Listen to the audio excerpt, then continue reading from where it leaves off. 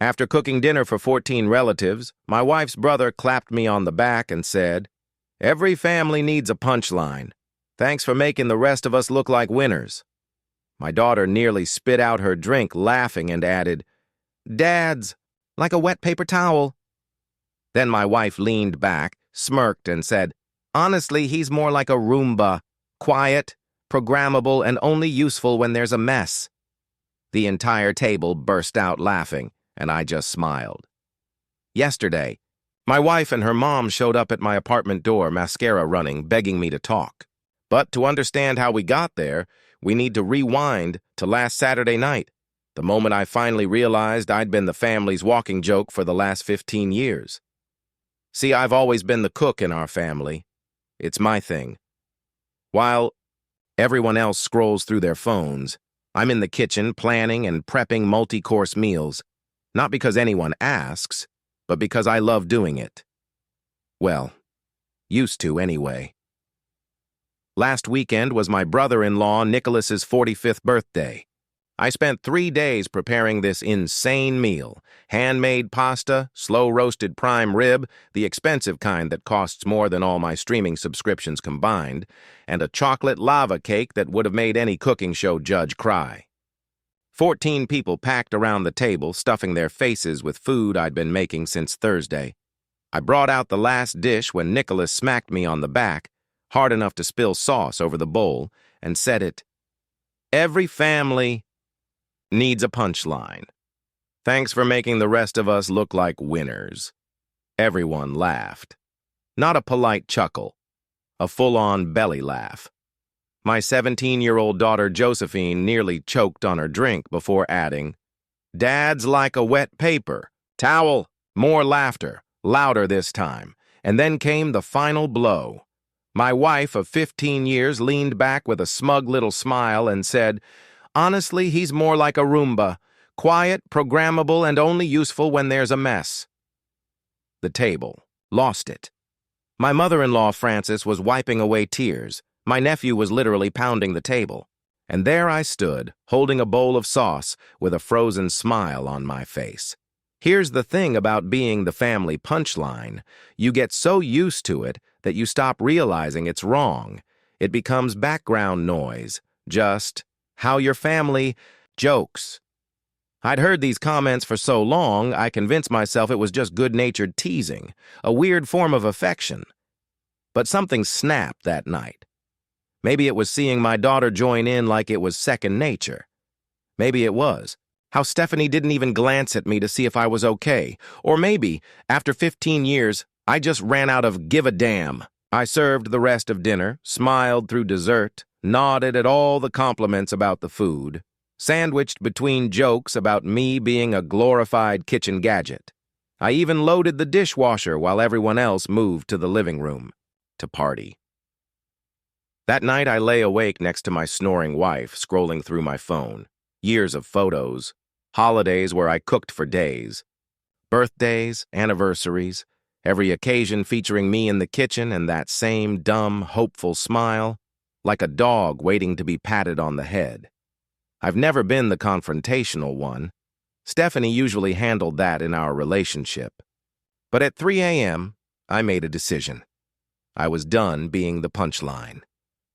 Sunday morning, I got up early like usual, made coffee, and waited until Stephanie wandered into the kitchen for her caffeine. I told her I was going to the store. She barely looked up from her phone, but instead of the store, I drove to the bank. I withdrew exactly half of everything in our savings and checking, not a penny more. I wasn't trying to be an a-hole. I just needed to make a point. Then I drove across town to my sister Heidi's place. She's always been the only one who noticed how Stephanie and her family treated me. Last Christmas, she actually called Nicholas out for making a domesticated joke about me. Of course, everyone laughed it off, said Heidi was too sensitive. But I'll never forget the look she gave me. Pity mixed with frustration, like, "Why do you let them talk to you like that?" I didn't have an answer then. Now I do. When I told Heidi what happened, she offered me her guest room, no hesitation. I said yes, but just for a night.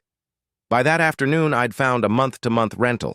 Nothing fancy, just a one-bedroom with a decent kitchen. I signed the lease online and paid first, last, and security from my new account. The only thing I left at home was a note on the kitchen counter. Find someone else to be your punchline. Then I turned off my phone notifications. By the evening, I had 47 missed calls and texts, 23 from Stephanie, 15 from my daughter, the rest from in-laws. I replied to only one, my daughter. I love you, but I need some space right now. We'll talk soon. Monday morning, I called my friend Austin. He's been through a nasty divorce himself and knows the ropes. We met for breakfast, and he gave me a crash course in Separation 101.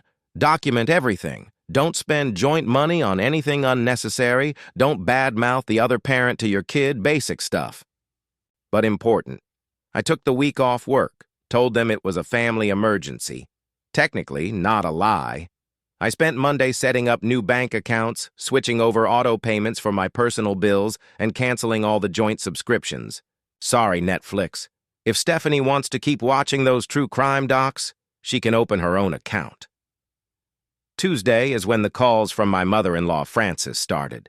I let them go to voicemail for the first 6 tries. The 7th, I finally listened. James, please. This is ridiculous. Whatever happened, I'm sure we can work it out as a family.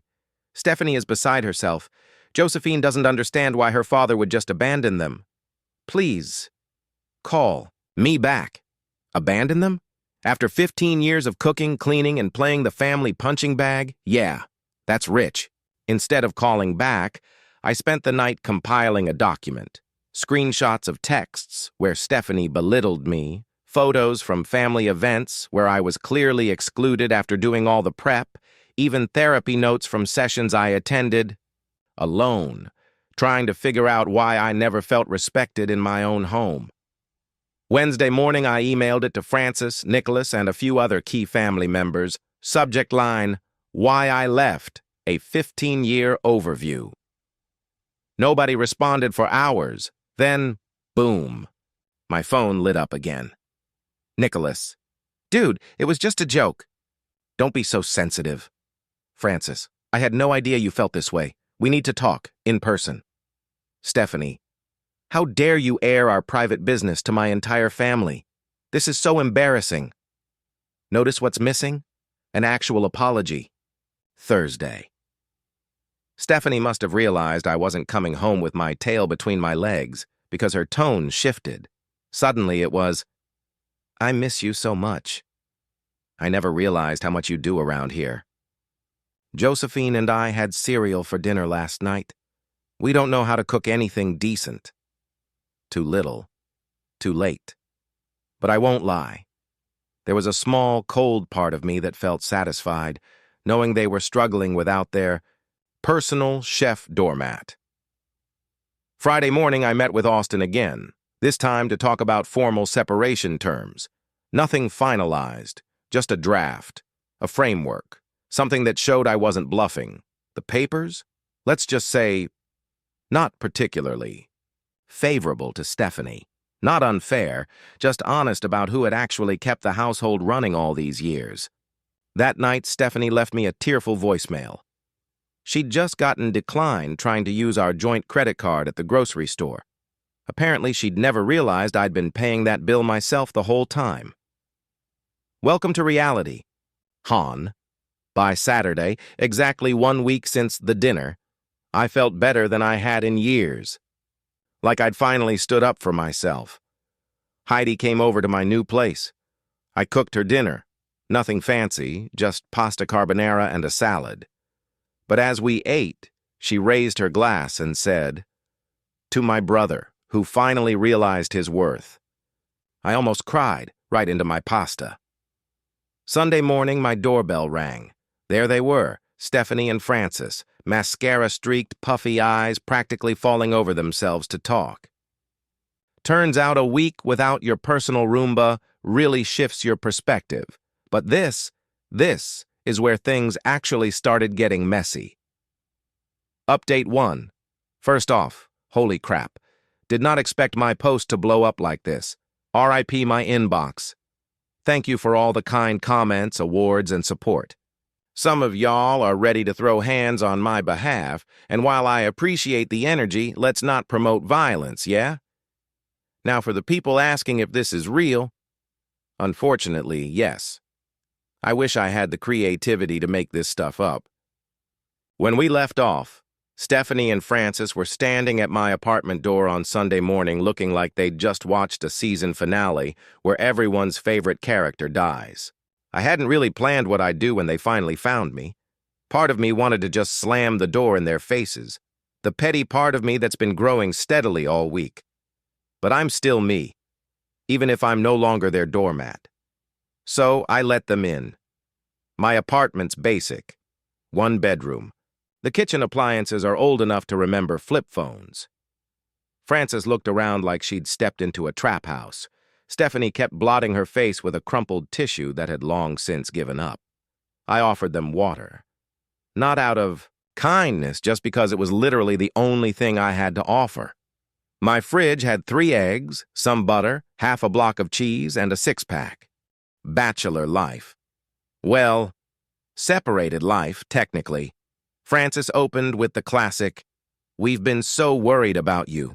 Translation, "We've been really inconvenienced by your absence." I just nodded and waited. Being the quiet guy, in a family full of talkers, you get really good at using silence as a weapon. 45 seconds in, Stephanie cracked. She launched into a whole monologue about how she never meant to hurt me, how their jokes were just how her family shows love, how she didn't realize I took them so seriously. Gaslighting 101. I've heard different versions of that same speech. So many times, I could have lip-synced along. When she was done, I asked her one question. If Nicholas had said those things about you, would you have laughed? The look on her face was priceless, like I'd just asked her to solve a math equation in Latin while juggling flaming chainsaws. Then Frances jumped in, talking about different family dynamics and how I've always been so sensitive, and maybe I just misunderstood the intention behind the jokes. Classic Frances. Rewrite reality until everyone in her family looks like the hero, so I pulled out my phone and I played the recording. Yep, I recorded that night. Not the whole dinner, just the part where Nicholas said his bit and Stephanie delivered the Roomba line. Call it a moment of clarity in the middle of all the humiliation. Some part of me just knew they'd try to spin it later. Hearing their voices on playback, their exact words, their laughter hit different. Stephanie's expression went from defensive to stunned to genuinely ashamed. Frances just stared at the floor like it might open up and swallow her. I told them I'd been saving similar receipts for years. Not intentionally, at first, but when you're constantly dismissed, you start collecting evidence, screenshots, emails, even birthday cards with jokes like, "Happy birthday to the man who proves that even kitchen skills can't make up for a lack of ambition." Charming, right?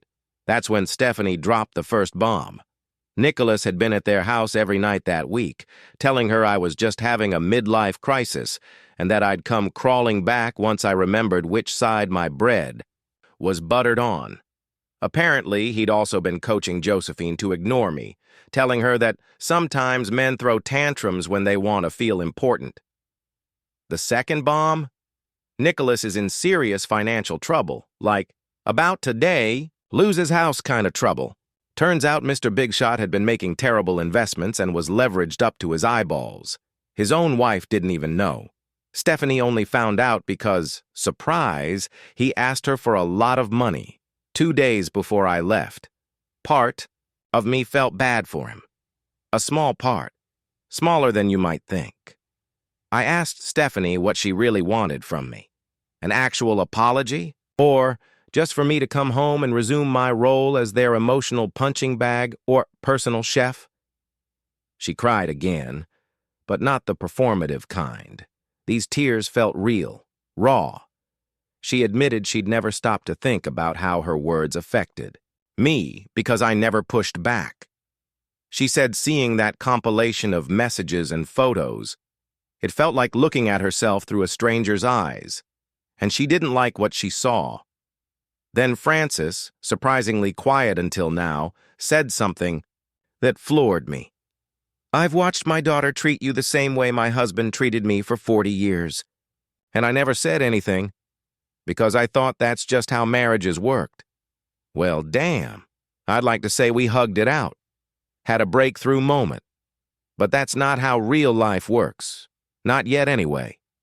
Turns out the family punching bag has a spine and a plan. When I left off, I had just agreed to meet Stephanie at a coffee shop after her text said, "We need to talk. For real this time.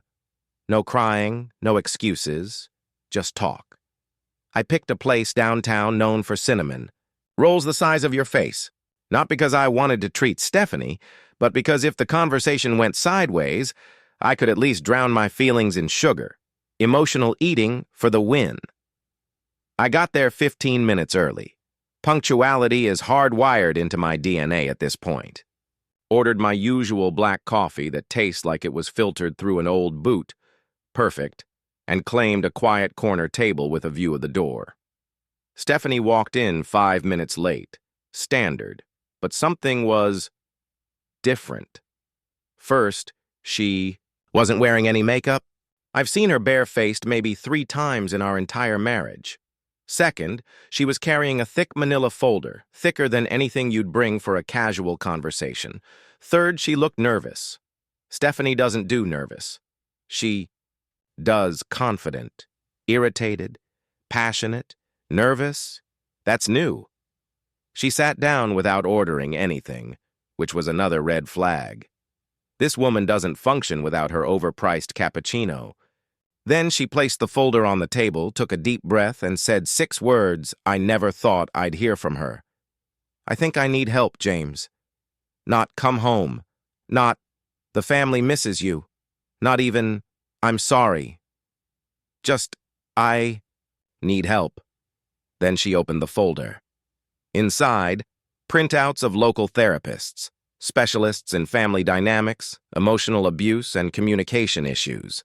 She told me she'd already booked an appointment for herself, not couples therapy, not family counseling, individual therapy for Stephanie. Then came the part that hit me the hardest.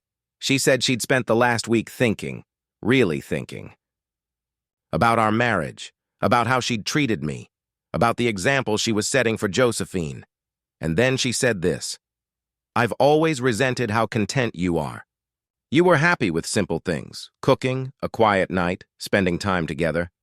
That made me feel inadequate, like I was missing something. So instead of appreciating your peace, I picked it apart, made you feel small. It wasn't right. But it made me feel less broken." She wasn't giving excuses. She was trying to explain herself. The difference was clear. I asked her, "Why now? Why not 5 years ago? 10. She looked down and said, "Because you finally stood up for yourself, and it terrified me." She went on, "I thought you'd always take it, that no matter how bad it got, you'd just keep showing up. But you didn't. And suddenly, I had to look at myself, really look. I didn't like what I saw." We talked for over an hour. No tears, no yelling, no manipulation, just honesty. She didn't ask me to come home. She didn't beg. She didn't even say, "Let's fix this." She just said, "I'm going to keep working on myself. If there's any chance for us, I want to be worthy of it. I don't know what the future looks like." I told her that. I'm not ready to move back. I'm not sure I ever will be. But I told her I respected the step she was taking, and that Josephine deserved to see what real accountability looks like.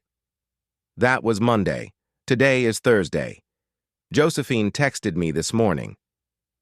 "Therapist says I should write a letter to someone I hurt. Can I read it to you this weekend?" I said yes. And I'll say this.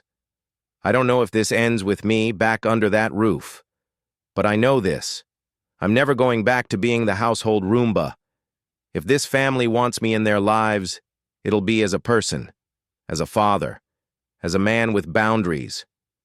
Because for the first time in 15 years, they're finally starting to see what I've been trying to show them all along. The family punchline isn't so funny when he stops laughing, too. I'm not the family punchline anymore, and that might be the ultimate revenge. When I last left off, Stephanie had texted me asking to talk, really talk. We met at a coffee shop, and what she said there changed everything. I got there early, as usual, grabbed a black coffee that tasted like burnt earth, just how I like it, and settled into a corner seat where I could see the door. Stephanie walked in 5 minutes late, standard, but something was different. No makeup, no cappuccino in hand, which is basically sacrilege for her, and a thick manila folder in tow. She looked nervous, which, if you know Stephanie, is a red flag in itself. She sat down, slid the folder between us, and said 6 words. I never thought I'd hear from her. I think I need help, James. Not, come home, not, the family misses you, not even, I'm sorry, just, I need help. The folder? Full of printouts for therapists, specialists in family counseling, but also individual therapy. She'd already scheduled an appointment, just for her. That hit harder than I expected. Stephanie admitted she'd spent the past week doing some real thinking about our marriage, how she treated me, the example she was setting for Josephine. Then she dropped something that floored me. She resented that I was content, that I could find happiness in small things made her feel inadequate. So, over the years, she developed this reflex of tearing me down to make herself feel better. It wasn't an excuse, she said, just something she realized. While lying awake at 3 a.m. on Frances's couch that smells like mothballs and disappointment. I asked her, why now? Why after 15 years was she finally seeing it? Her answer was simple and honest. Because you finally stood up for yourself and it terrified me. She never believed I'd actually leave. In her mind, I was the constant, the one who'd always be there, no matter how they treated me. My leaving shattered her worldview. We talked for 2 hours. The gist? She wanted to change, wanted to work on herself, on us. But she understood if I wasn't ready. I told her therapy was a great start, but I wasn't coming home yet, that I needed to see consistency, not just promises. Then she pushed the folder toward me. Inside, on top of the therapist info, was the separation agreement Austin had helped me draft. Every page was signed. At the bottom of the last one, in her handwriting, I hope we never need this, but I understand why you do. Tuesday, a text from Nicholas. Need to talk. My office, 2 p.m. My gut said, tell him to shove it. Curiosity said otherwise. I agreed, but on my terms. Neutral ground. A coffee shop near my work. Nicholas looked like he'd aged 10 years in 3 weeks. Gone was the designer polo, the watch, just a plain shirt with a coffee stain on the cuff. The mighty had fallen, and hard. His financial house of cards? Collapsing. 3 clients had pulled their money after rumors about his shady investments. For the record, I never said a word. People just talk. His wife had frozen their accounts. Frances refused to bail him out. Her exact words, apparently, it's time you face the consequences. Chef's kiss. He didn't quite apologize, but he admitted he'd always been jealous of what Stephanie and I had. Stability. Not in a creepy way, but because his marriage had been built on status and appearance. Then he asked me to talk to his wife on his behalf. The irony was better than any cinnamon roll I'd stress-eaten that week. I said I'd consider it, if he agreed to 2 things. Publicly apologize for his punchline comment, be honest with his wife about everything. He agreed, immediately. Almost made me feel sorry for him. Almost. Wednesday. Josephine texted, asked to come over after school. She's been visiting more. Sometimes with homework, sometimes with college essays. This time she brought a pamphlet, school counseling. She'd been talking to her guidance counselor about how she treated me, about our family dynamic. We had the rawest conversation we've ever had, about respect, about how kids mimic what they see, about how my silence taught her it was okay to treat me like I didn't matter. Then she asked, "Do you think I'm a bad person?" God, that broke me. I told her the truth. She's not. She's one of the best people I know, just young, still learning. Making mistakes doesn't make you bad. Refusing to learn from them does. Before she left, she said Stephanie had been different, quieter, more reflective. She'd caught her crying while looking at old family photos. Progress, I guess. Thursday. Thanksgiving. Yeah, that Thanksgiving, the one I usually spent 3 days cooking for while everyone else watched football and complained dinner wasn't ready. I'd forgotten all about it until Frances called Wednesday night. "What are we doing for Thanksgiving?" I told her. "We aren't doing anything." "I figured you'd handle it without me." Long pause. Then, "What if we cooked for you this year?" I laughed. The idea of those three making dinner was like imagining cats building IKEA furniture. Technically possible, but a guaranteed disaster. But they were serious. So I agreed, on one condition. We'd do it at my apartment. Neutral territory. They showed up Thanksgiving morning with bags of chaos. Stephanie had step-by-step recipes printed with pictures. Josephine had a cooking app that yells at you when you mess up. Frances kept asking where everything was, forgetting I'd only been here 3 weeks and barely had the basics. The turkey was dry and still pink in the middle.